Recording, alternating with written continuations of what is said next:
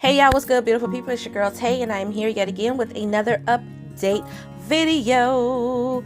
Definitely make sure you guys smash that like button, comment down below, subscribe, plus push your post notification bell button so that way anytime I upload a video, you will be notified. And I have to emphasize, definitely make sure you guys smash that like button. You guys have been killing it, but just keep it going because like I've been saying, you guys, we're trying to glow and grow. My situation has drastically changed. I'm sure it has everybody else's due to the pandemic, and it's going to be really difficult, if not impossible, for me to go out there and find a regular job, which I am looking, that will allow me to work from home. So if I can make this work for me, that would be great. Okay, couple of updates before we get into these announcements, you guys. Not really an update, but my baby, my son, he actually is sick, so if you hear any coughing, that would be him. He's in the room currently now with his sister, but I had my daughters over this weekend, and one of them has a cough. Now they get tested on a weekly basis because they go to school in person, and they tested negative for the virus, but she still had like some phlegm and a cough, and then 2 days later he started coughing. So I'm definitely worried about that, because I want to say not yesterday morning, but Saturday morning when he woke up, sometime between Saturday and yesterday, when I went to pick him up out of the bed, his body was extremely hot. And so I went to check his temperature, and he had a fever of 100.7. Okay, so I've been monitoring that since then. It's broke.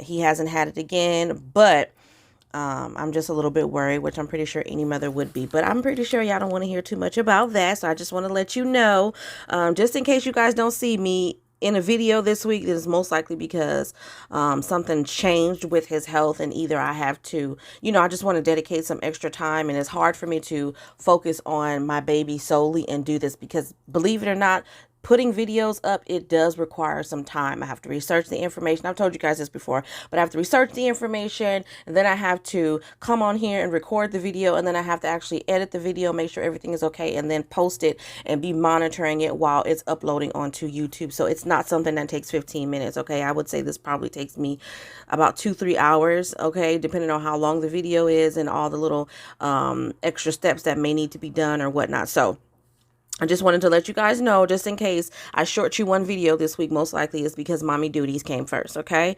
Now moving on, let me see. I don't think there was anything there was something in the news that I did want to talk to you guys about. Does it have anything to do with EBT or anything like that? I told you guys that I was going to be bringing you guys daily news, and any stories that I thought deserved attention, I was going to be bringing them to you guys. I want to see if I saved it on this end or on the other end. Doesn't look like I have it over here. So let's go to our usual source and see what's going on over there. Okay, so the first thing, actually, I thought I saved this, but the first thing that pops up, we're going to talk about what's going on with the Capitol. It says Congress returns to funding the Build Back Better attempt. Okay, this came out 9 hours ago. It says the House of Representatives and the Senate are back from recess this week. I didn't even know they were on recess. Of course, the looming Supreme Court nomination is getting most of the attention in the Senate. Of course it is. But lawmakers have quite a bit on the economic agenda waiting for them as well. The big items on Congress' to-do list is to pass a funding bill. The short-term extension passed in December runs out February the 18th. It will likely be replaced by yet another continuing resolution, according to Laura Blessing at Georgetown's Government Affairs Institute. Additionally, Democrats want to make another attempt at passing at least portions of the Build Back Better agenda, okay? But it's not just that. There's also a potentially bipartisan bill on China and trade that could include money and for semiconductor chips and help with supply chain issues. Okay, the House and Senate have different versions of the bill. A senior researcher at the MERCIER Center of George Mason University reported this information, and members of Congress have not come around to a sort of reconcile the differences, he said, but it's at least a proposal that's on the table, and they can move forward relatively quickly. Of course, when it comes to Congress, quickly can have a pretty expansive definition, and that's pretty much all that they have as it pertains to that. So let's see. There was a story that I have been seeing.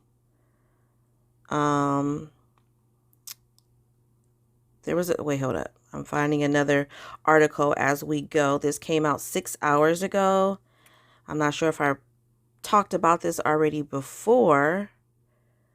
It's talking about $900 a month coming to some Americans. This came out 6 hours ago. It says there hasn't been a stimulus check in 2022, and it doesn't seem like there will be one anytime soon, if at all. But some people still struggling financially because of the pandemic can get $900 a month thanks to a new program. It's called Strong Families, Strong Future DC, and is using $1.5 million to give eligible recipients $900 every month this year. I believe I spoke about this, but just in case you missed it, it says, so who gets it? It's going to 132 new and expected mothers. Yeah, I did talk about this in DC, specifically ones in certain city wards. Those involved in Strong Family, Strong Future will be tracked so that at the end of the year, the program can be evaluated to see how the direct payments impacted the mothers and their children's physical and mental health. It is bound to make a difference. Most parents spend at least $300 a month on baby necessities like diapers, wipes, and formulas. Similar initiatives have been seen in LA, Rochester, New York, Columbia, South Carolina, and Newark, New Jersey. I can never say that word. If the program proves to be helpful in DC, more programs like it will be introduced in other cities as well. I also remember talking about a program for dads that came out. But yeah, let me go. Hold on, you guys. I'm sorry if I am all over the place because there is something that I really wanted to talk to you guys about, and I'm not sure if I actually saved it on here. I was just going through and just grabbing things, so I may just have to speak off the top of my head because I remember the story very thoroughly, so it's not like I need this. But something that I did want to mention, I'm not sure if I brought this to you guys' attention. I'm pretty sure I did, but the free test kits for LA residents can take, LA residents can take advantage of these programs. This came out 3 days ago. I'm pretty sure I read this, but just in case I didn't, Los Angeles County residents now have several options for getting the free virus test kits. There are several different at-home test kit brands that have been approved by the FDA. Okay, if you don't know what that is, it's the Food and Drug Administration, and made available to Americans. Some produce results within minutes, and others can be mailed to a lab with a result coming out a day or two later. The kits became hard to find in LA during the holidays when residents rushed to pharmacies only to find them sold out.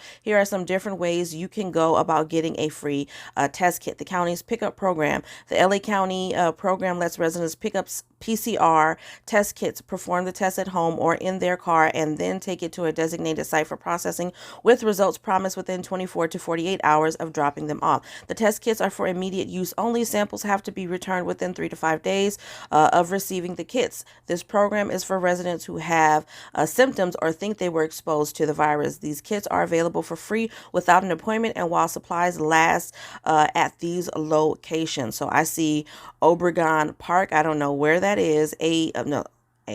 Obregon Park, Memorial Park, North Recreational Center, San Gabriel Valley Airport, Wingate Park, MLK Medical Campus, Ted Watkins Park, Helen Keller Park, Poinsesha Recreational Center, Plummer Park, Boys and Girls Club of San Fernando Valley, Clara Street Park, and Los Nietos Library. More information on the program addresses and hours of operation can be found online, okay?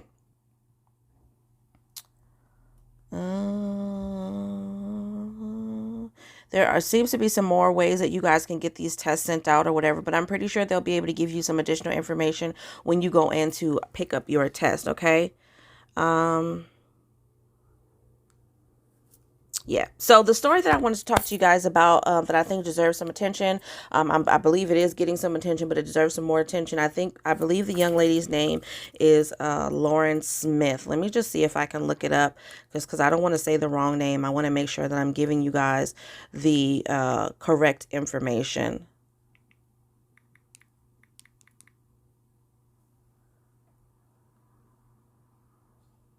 Lauren Smith Fields. Okay, you can look this up in Google like I just did, and it should bring up some information. So this story has quickly been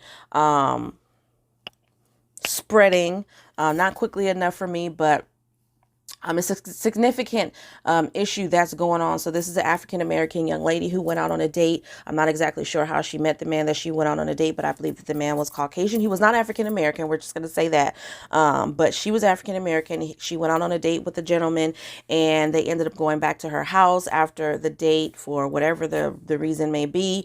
And she was found dead in her apartment. Now, according to what's been released in the media, there was just a lot of inadequate investigations going on, or none at all. So as far as what I know about this particular situation, when the cops showed up at this place, they didn't take any samples of anything. There was a used condom there. The gentleman was still there. I believe he was the one who called 911. But the policemen looked at him and pretty much said, oh, he looks like a nice gentleman, and let him go. They didn't take him in for questioning. They just pretty much let him walk out, didn't ask him any questions about anything that had gone on between him and this young lady. There was, like I said, there were plenty of things that were found in the apartment that just didn't sit right. They didn't take any of that stuff for how do you say it? They didn't take in any of that stuff for evidence or anything like that. And then they did not contact the parents of this young lady. They didn't contact the parents to let them know that she, had been found dead. The landlord of the property where she was staying put a note on the door, so just in case anybody came by looking for her, telling them to contact the landlord just in case they had any questions about her. Very vague letter, but that's how the family basically found out. They came to check on their daughter after days of not hearing from her, and contacted the landlord, and the landlord let them know, hey, your daughter, blah, blah, blah, blah, blah. So all of that to me just doesn't sound right. And I can't help but wonder, and I'm sorry if you guys don't agree with me, but I can't help but wonder if that gentleman if he had been an African American, I feel like there would have been a lot more questioning going on. I feel like that situation would have went a whole heck of a lot differently. It just doesn't sit well to me. We have someone that is deceased. I don't care what color she is, but I feel like it needs to get attention because of the fact that she is an African-American woman, that they didn't handle this situation correctly, in my opinion, at all. How do you go into an apartment, you see that there is a deceased person there? The person who is there is usually always the first person up for questioning, usually in any situation, right? I'm not a cop. I'm not an investigator or anything like that. That's just me using common sense. You're the only one that's here. You're the last one that's seen her. You're going to have to come with us so we can ask you some questions, make sure everything is checking out. If things ain't checking out, then I'm going to need you to stay in town, because we may have to bring you back in a little bit later on, or better yet, you ain't going nowhere until we can get everything situated, right? That makes sense, right? But that didn't necessarily happen in this particular case. It didn't happen at all. They talked to him. They asked him what was going on. I think he pretty much tried to play it off. I'm saying played it off, innocent until proven guilty. I get all of that. But still, he could very well be innocent. Let me just say that. He could very well be innocent, and it just very well could be lack of concern from the police officers on site, okay, not doing their job, because they're the ones that let him go. But he's the one that contacted the cops. I don't think that they asked him any questions that were relevant. And like I said, they just looked at him and said, oh, he looks like a fine young man, or whatever. He looks like a good man, and let him go. How do you know that? Just by looking at him, that he's not a murderer? How do you know just by looking at him that he's not, sexually abusive? How do you know any of these things just by looking at him? They didn't do a background check. They didn't do anything. They didn't do anything whatsoever. And let me tell you guys, there's something doesn't sit right with me. And I just really feel like this story needs to gain speed, because as a parent, my mind went to, as a parent, if I'm calling my child and I don't receive any phone calls back, yeah, we start to get worried. And 9 times out of 10, we start going and knocking on doors, or at least I'm knocking on doors. If you grown, I don't care. I'm busting down doors. 9 times out of 10, I'm going to have a damn spare key to this place anyway, because I need to know what's going on with you at all times, for the most part. You know what I'm saying? But for a parent to find out that way, for no one to contact them and let them know what was going on with their child, doesn't make sense. For the landlord, obviously you're not going to leave a note on the door that says, hey, give me a call, your daughter is dead. That would be rude. So I do get that, but I just don't think that this situation was handled right at all. I just don't. Y'all let me know down in the comments how you feel about this situation, if you've looked into it, if you heard anything about it, but I'm just not feeling it. Now, to end off on a good note, we're going to take a look at emergency SNAP maximum benefits for the month of February. I don't think that any additional states have been approved. I am also going to try to put a small video on the screen just so that you guys can see As of right now, it is 2:10 p.m. Pacific Standard Time where I am. And for February, we have Alabama, D.C., Iowa, Maine, Maryland, Michigan, New Jersey, Oregon, Rhode Island, South Carolina, Virginia, Wisconsin, and Wyoming. And we are going to go through those payout dates. For Alabama, we have March the 1st. D.C., we have regular issuance. Yeah, Iowa, we have February the 1st through the 10th. Maine, we have February the 10th. Maryland, we have February the 1st through the 28th, pretty much all month long. Some point in February, you're going to get your benefits. For Michigan, we have February the 19th through the 28th. For New Jersey, we have February the 1st through the 5th. For Oregon, we have February the 10th, the 25th, and then March the 1st. Rhode Island, we have February the 3rd. South Carolina, we have February the 1st through the 19th for currently approved households. And then if you are applying for benefits for the first time, they will be providing you with these extra benefits, most likely the first day after your case has been approved, okay? Virginia, we have February the 16th. Wisconsin, we have February the 12th. And then a catch-up during on April the 2nd. And then for Wyoming, as always, we have February the 2nd through the 5th based off of first initials of your last name. For pandemic EBT, same states have been approved. There are no additional states at this time. Before the current school year, 2021-2022, we have Colorado, Delaware, Indiana, Ohio, Michigan, Minnesota, New Mexico, North Carolina, Rhode Island, Vermont, Virginia, and Wisconsin. Now, one thing that I have noticed, a couple of you guys keep asking me about pandemic EBT for, I think it's New York for the summertime.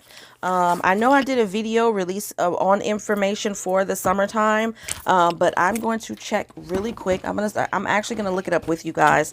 Let me put my stuff back, you guys. I'm sorry, I gotta keep things organized, or I will go insane. I don't do good with chaos and clutter. So that's not gonna fit right there. I gotta figure a spot out for that later. All right, you guys, let me flip the camera around, and then we're gonna take a look at that together. All right, so here we go. Here is the screen. This is for emergency SNAP maximum benefits right here.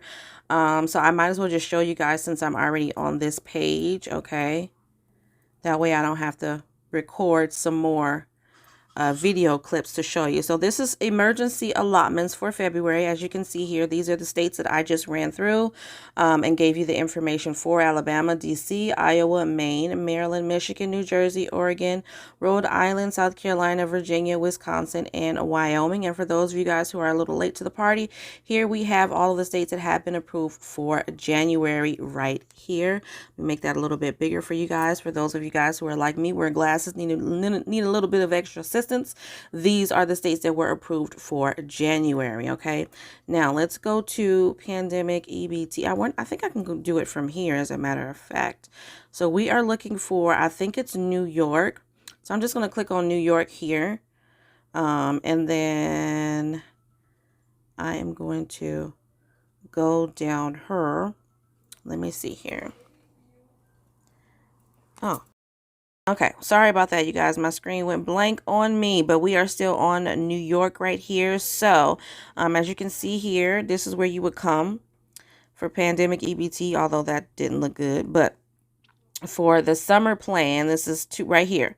So as you can see here, this is for last year, 2020, 2021, okay? And then we're going to just look at this summer plan right here and see if there's any additional information or any updated information on here. Okay.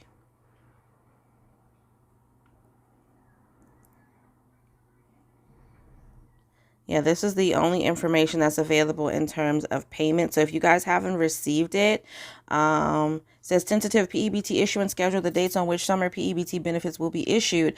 School children, September of 2021, and children in child care, September of 2021. I know you guys were saying that some of you did not receive your benefits last year in 2021. You should be able to contact the number on the back of that card that you received for your pandemic EBT, and they should be able to give you some general information about when benefits are going to be dispersed. They should. I mean, that's pretty much how I get information for California. I know every state is different, but I would think that they would be able to give you a little bit of information, or in the least little bit be able to direct you in the, to where you can get that information. I am going to come out of here. I'm going to do a quick check just on regular internet here just to see. I may not be able to find anything other than that, but I just want to do a quick check. P-EBT. Right here. We're going to do summer, New York summer P-EBT. See if there's any additional information. 9 times out of 10, it's going to send me back. Like, this is from the USDA here. I want to see if we can find any additional information away from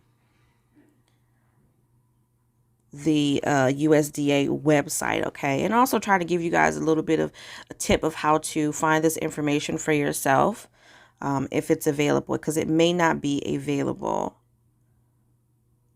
Okay, let's see. Here's a number here, right here. Benefits will automatically be issued to all eligible students. Program enrollment is not required for students whose households receive SNAP, temporary assistance, or Medicaid benefits. P-EBT benefits will be loaded onto those household accounts. For all other students, new cards will be issued to each student specifically for P-EBT benefits and mailed directly to students' home addresses. Okay, visit the frequently asked questions for pandemic electronic benefits, transfer food benefits for more information or questions about the program. And then this number here. So I advise you guys to take this number down and contact them regarding pandemic EBT benefits. Okay, this number right here, 833-452-0096. Okay. I'm giving you guys a second to get that. I'm trying to see if there's any other information available here. This looks like just a site giving you basic general information, but nothing specific to time frames. Let me see if I can find something else. Let's try. Did I just look at this one? I'm not sure if I just looked at this one, but we're going to look at it right now. Okay, this was updated as of December the 3rd, 2021. It gives you the same card here. There is NYS P-EBT helpline, same number that was on the other page, 1-833-452-0096, which is right here, okay?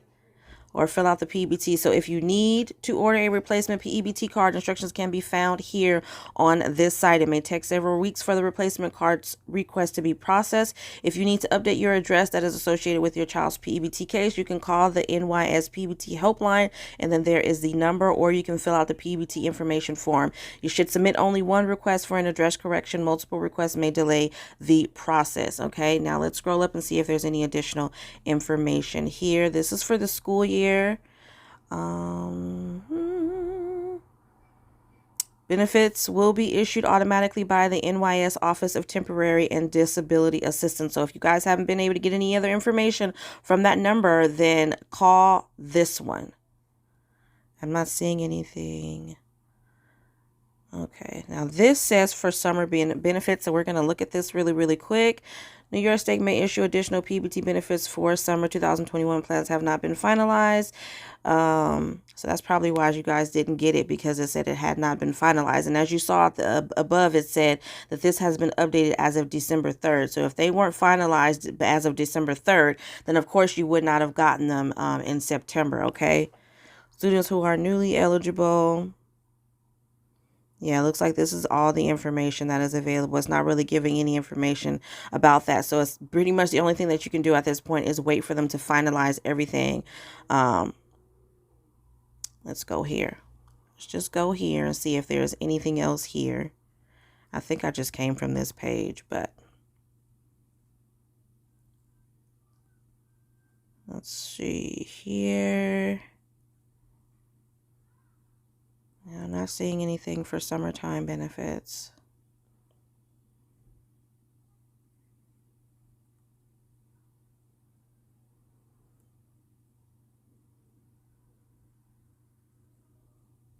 Yeah, I would contact those numbers that I gave you guys and see if you can get some additional information regarding the pandemic EBT benefits for the summertime in New York, okay? Because all of this is just bouncing me around from here and there. And if you guys have done the same thing, it's probably done the same thing to you. All right, y'all. Well, that is absolutely all that I have for you guys in today's video. I hope this information was in some way helpful or useful to you. Definitely don't forget to smash that like button. Like I told you guys in the beginning, it costs you no money. It ain't costing you a dime. It is free 99 for you to smash that like button, and it really does help to let YouTube know that you like what I'm doing and you want me to stick around. I know that in terms of pandemic EBT for summer benefits for New York, that was extremely vague. I do hope that that helped you guys a little bit. I can't really tell you what's going on. All I can give you guys is the information that's available. But yeah, I would say contact the number on the back of your card, contact that disability office to see what's going on, see if it has been finalized, see, you know, they should be able to give you guys some more information regarding those particular benefits. Okay. Outside of that, you guys definitely don't forget to subscribe to my new channel, which is Live Love Elevate 2. The link for that will be down below in the description box. And as always, you guys, I'm going to tell you to remember to live, love, and elevate, and I will definitely see you guys in the next video. Peace, y'all.